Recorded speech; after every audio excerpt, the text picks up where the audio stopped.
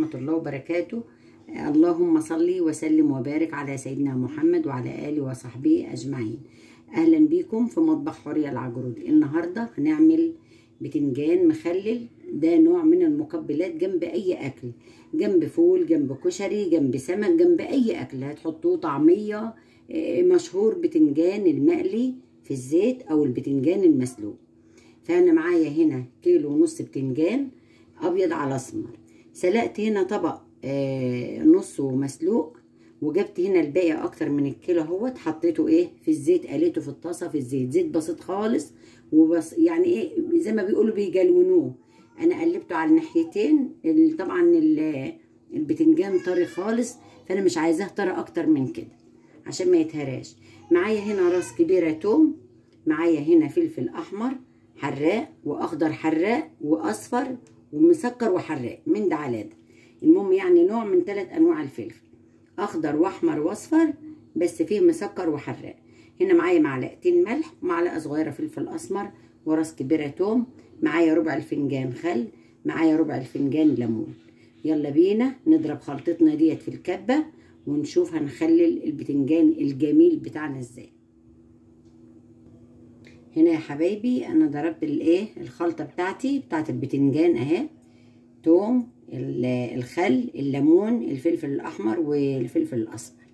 قدامكم هاخد منها معلقه صغيره كده وهفردها في ارضيه العلبه اللي انا هحفظ فيها البتنجان كده، بس حاجه خفيفه. طبعا البتنجان لما انا قليته ما بشيلش التوميه اللي تحت دي خالص، ليه؟ يفضل ابيض. شوفوا ابيض ازاي جميل، ما يسمرش وما يشربش مني زيت يقوم يسمر. حتى اللي انا سلقاه حطاه برضو بنفس التوميه المقفوله دي، ما بقطعهاش خالص. املى البتنجان اهو كده وارص في العلبه. شوفوا حتى السمره، البتنجان الاسمر اهو، شوفوا قلبه ابيض زي الشمع. يعني نصيحه ان ما حدش يشيل بالسكينه، شيلوا العنق بتاعها بايديكم.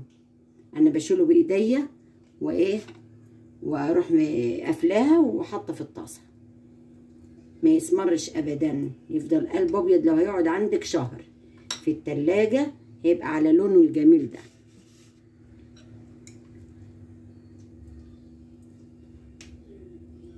بس البتنجان بقى والدقه بتاعته وريحته تحفه بصراحه، جميل يفتح النفس على الاكل.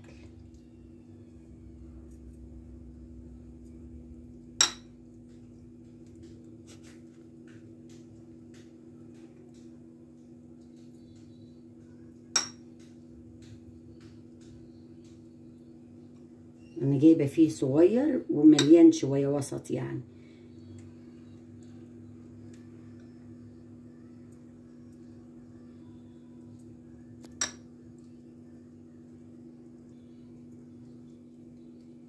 هنا اهوت احط كده في الناحيتين خفيف كده. هو على فكره حراق، ما كانش بيبقى حراق ما بيتاكلش، ما بيبقاش طعمه حلو. لازم يبقى البتنجان بتاعنا حراق شويه. نملى البتنجانه حشوه كده هنا يا حبايبي انا خلصت البتنجان معاكم اهو، اللي انا قلياه في الزيت خلصته خالص.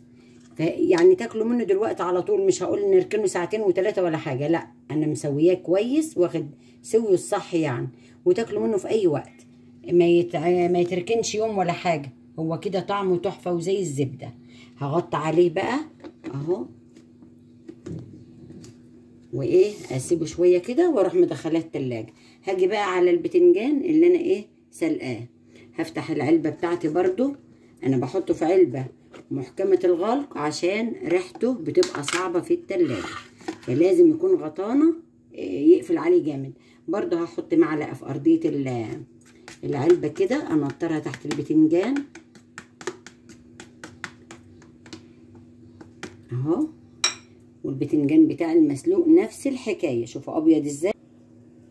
هنبدا بقى نملح البتنجان المسلوق. احطه قدامكم اهو، تخلله اهو قدامكم، قلب ابيض زي الفل خالص اهو، زي التاني بالظبط. المسلوق برضو مش شارب ميه خالص عشان قافله البتنجان. اخد بايدي كده اهوت مره واحده اهو حبايبي، وارص في علبتي اهو.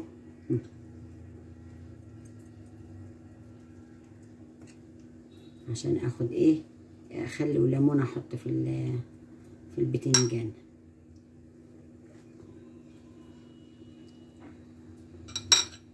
ابيض فل، وريحته بقى مش عايزه اقول لكم، ريحته جميله بشكل يعني عاوز يتاكل الوقت اهو في ثانيه واحده.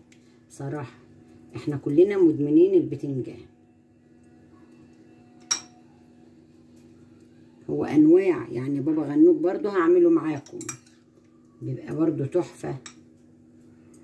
ان شاء الله فيديو جديد نعمله سوا.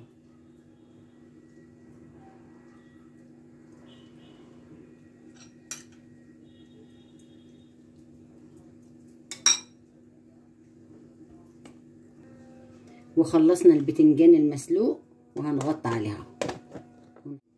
هنا يا حبايبي خلصنا مع بعض تخليل البتنجان، مش هياخد منكم اي حاجة، 10 دقايق بالكتير. لو عجبكم بقى الفيديو ما تنسوش اللايك وتعليق حلو زيكم.